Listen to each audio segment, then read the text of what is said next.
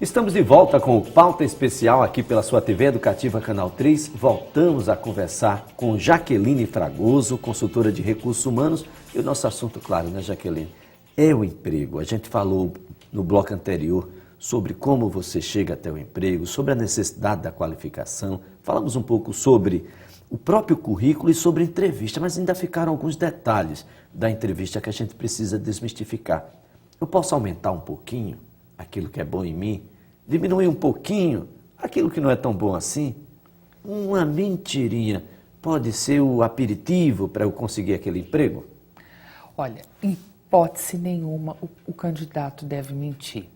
Porque a pior coisa é você ser desmascarado, você não está agindo com a verdade, você já está mostrando que você não é uma pessoa de credibilidade. Isso acontece? Muito, muito. As pessoas, para conseguirem a vaga, né, estão naquela necessidade, ansiosas por aquele emprego, elas acham que o profissional que está fazendo a seleção, isso é tão pequenininho que ele não vai passar despercebido. E não funciona dessa maneira. Então, quando você começa a ir a fundo, no detalhe, você vai conduzindo a entrevista e a gente começa a perceber o comportamento. As pessoas que mentem, elas têm uns trejeitos que identificam a mentira, né? E isso fica muito ruim porque, olha, aconteceram casos de você pegar o currículo de um amigo para fazer o seu, pegar como modelo, copiar alguns cursos que o seu amigo fez e durante o processo de entrevista, o profissional que está fazendo a seleção observa lá aquele curso e fala, poxa, você fez esse curso, em que ano? Quem foi teu professor lá? Porque eu era a pessoa que ministrava esse curso, eu não me lembro de você. Então, puxa vida, você ser... por terra, não é? Por terra, você fica totalmente... E às vezes você era um candidato em potencial. Essa era a minha próxima pergunta, Jaqueline. Olha, o meu currículo está perfeito. Do ponto de vista curricular, o selecionador achou incrível. Mas aspectos subjetivos têm hoje a relevância que não tinha no passado? Caráter, moral, ética, conceitos que não estão diretamente e até estão relacionados com a minha atividade profissional? Sem dúvida. Eu costumo dizer que as pessoas são contratadas pelo currículo e são demitidas pelo comportamento. Então, o que as empresas buscam identificar nas pessoas? Porque a qualificação técnica, o conhecimento, a médio prazo você pode investir, a empresa pode te patrocinar. Quando ela nota que você é uma pessoa que tem um perfil inovador, empreendedor, criativo, você tem iniciativa, você sabe trabalhar em equipe, tem facilidade nas relações interpessoais, você é uma pessoa bem-humorada. Hoje em dia as empresas buscam profissionais bem-humorados, ninguém quer um clima organizacional pesado, né? Que você não consegue ter, assim, uma tranquilidade para criar. Então as empresas, elas propiciam, elas buscam esse clima organizacional. Então elas querem pessoas que tenham esse perfil para poderem estar lá contribuindo e fazendo parte do time. A empresa não quer mais um problema, né? Não. Ela já tem, ela precisa das soluções. Exatamente. E as soluções estão nas pessoas. Bom, primeiro emprego. Mas como ter o primeiro emprego se todo mundo quer profissional experiente? Bom, eu vou começar pelo jovem. Nós temos, né, um programa, através de uma legislação, que é o Jovem Aprendiz, que é a possibilidade da inserção desse jovem sem experiência no mercado de trabalho, onde as empresas têm que disponibilizar um percentual do total do quadro de funcionários para esses jovens. Então, como é processo seletivo e não entra o quesito experiência, até porque para participar desse processo e para poder ser contratado, ele não pode ter tido registro em carteira anteriormente, nem assim um tipo de trabalho formal.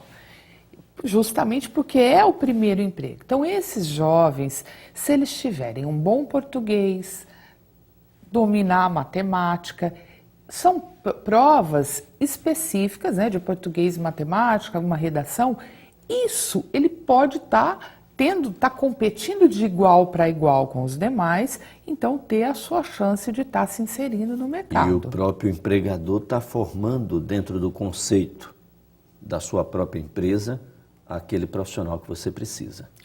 Exatamente. Não é só... Tem esse tipo de programa... O estagiário segue o mesmo ritmo? O estagiário... Tem um limite, eu posso ser estagiário o resto da vida. Falar sobre estagiário experiente. Como é que funciona? Eu tenho 10 anos de estágio, então eu sou um estagiário. O estagiário não substitui o profissional, isso aqui é a grande verdade. Pois é, realmente, o estágio ele é um programa para integrar o conhecimento teórico com a prática. Porque as pessoas entram na universidade, né, na faculdade, e elas vão ter ali o conhecimento teórico. Só que você pegar esse conhecimento teórico e pô-lo em prática é que vai estar te formando como profissional. Mas o que a gente nota é assim, as organizações, elas buscam estagiários com experiência. Eu quero um estagiário com experiência. Às vezes a gente tem notado que as empresas estão com pouca paciência para treinar, para formar. Elas já querem uma pessoa que chegue e que indiretamente substitua, que seja um profissional júnior, vamos chamar assim, né? E esse profissional, agora o mínimo para você ser um estagiário hoje em dia, ter domínio de informática, né? Você ter assim a responsabilidade, ter noção de atendimento a público, porque é uma das áreas que mais se isso vai terminar servindo para todo mundo, para né? todo mundo. Até para o chefe. Até o chefe, em determinado momento, ele vai se deparar com essa situação. O próprio público interno dele. Exatamente. O próprio público interno dele. Bom, nós temos aí a situação do jovem aprendiz, temos a situação do estagiário. Consegui o meu primeiro emprego. Finalmente deixaram que eu tivesse essa oportunidade de um dia dizer: eu sou um profissional com experiência e estou aqui com o meu segundo, terceiro, quarto currículo, porque esse currículo inicial ele vai ser abandonado, ele vai ser refeito e a gente vai ter uma nova qualificação um pouco mais adiante. Pois é, a pessoa, a partir do momento que ela adquire o emprego, quando ela vai reformatar o currículo, ela já tem outras informações, ela já adquiriu uma certa experiência, ela já tem lá emprego anterior, e isso tudo no currículo ela pode descrever as atividades que ela fazia. O que a gente nota e precisa se ficar claro para as pessoas? Conseguiu o emprego. Só que as pessoas precisam estar se atualizando. Não é porque você foi contratado que você vai estagnar. Opa, agora eu não preciso fazer mais curso nenhum, já estou empregado. Só que o ambiente organizacional, o ambiente de trabalho, ele é muito dinâmico.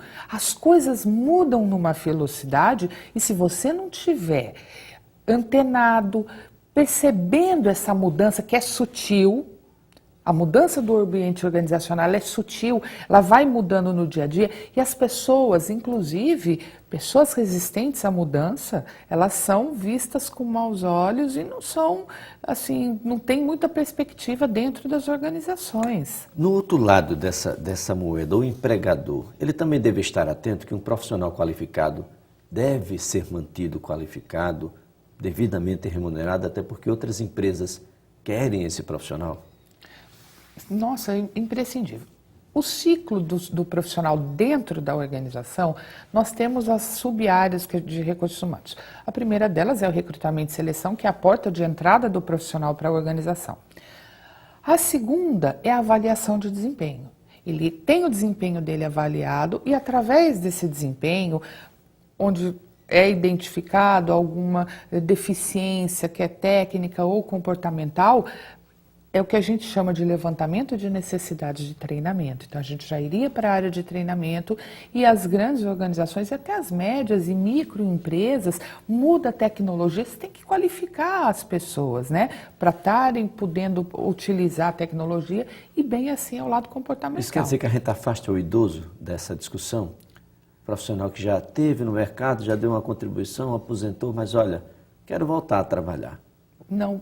por incrível que pareça, os idosos hoje estão sendo chamados novamente por conta dessa falta de mão de obra qualificada, a experiência dele, e ele já consegue, inclusive, uma qualidade assim, olha, eu não estou disponível horário integral, eu posso fazer um horário corrido, né, por 6 horas, por exemplo. Ele vem contribuir e ajuntar a experiência com a inovação que são com os jovens, né? Profissional e um homem mais maduro, um homem e uma mulher mais madura, ou seja, os erros da juventude possivelmente não serão repetidos. Exatamente. E esses profissionais, eles ensinam os novatos, né? Então, essa contribuição é... Olha, eu comecei fazendo uma coisa, eu devo terminar com ela ou eu posso mudar o meu foco? Posso mudar minha carreira? Pode mudar sua carreira, sim, e deve. Se a pessoa, porque assim, o trabalho, ele não pode ser tido como um mecanismo de frustração. Ele é algo que tem que, além de custear sua sobrevivência, ele tem que ser prazeroso, né? E aí tem pessoas que, por exemplo, aconteceu aí até com uma pessoa conhecida, ele vinha de família de dentistas. E a família pressionou na hora da escolha. Tem que ser dentista. Poxa, seu avô era dentista, seu pai é dentista, seus irmãos, nós temos essa clínica enorme, o pai futuramente quer se aposentar e deixar para vocês. E ele foi estudar odontologia sem ser apaixonado, porque ele queria ser músico. Né? Tocava instrumento, violino, e ele se formou. E aquele zumbido não era música mais adequada aos ouvidos. Exatamente. Dele. Até que ele chegou a um ponto em que ele viu que ele queria estudar arte e buscou voltar para um banco de escola, de faculdade, para estudar música. Para estudar música. Para poder, inclusive, hoje ele é professor de música. Nesse caso, a gente tem uma opção: eu faço o meu próprio negócio ou eu vou ser empregado? Muita gente não gosta de ser empregado de ninguém. É uma questão de perfil. As pessoas que têm um perfil empreendedor, tem essa visão, essa vontade, não se contenta em se limitar, porque salário é algo que às vezes se torna um limitador, né? Você sabe que você só vai ter os aumentos obrigatórios por lei e quando uma empresa dispõe de um plano de cargos e salários, mas aí para você conseguir galgar não é algo tão simples, né? E o empreendedor agora é assim, você tem que ter o seu plano de negócio, você tem que pesquisar mercado, você tem que estar estruturado para às vezes se demitir de um lugar onde você está empregado para ir para o seu próprio negócio. Muito bem. Jaqueline, eu quero aqui agradecer essa boa conversa que tivemos aqui sobre emprego, esperando, claro, ter contribuído com todos que nos assistem. Foi um prazer. Olha, o Pauta Especial estará de volta numa próxima oportunidade, discutindo sempre um tema relevante para você. Até a próxima.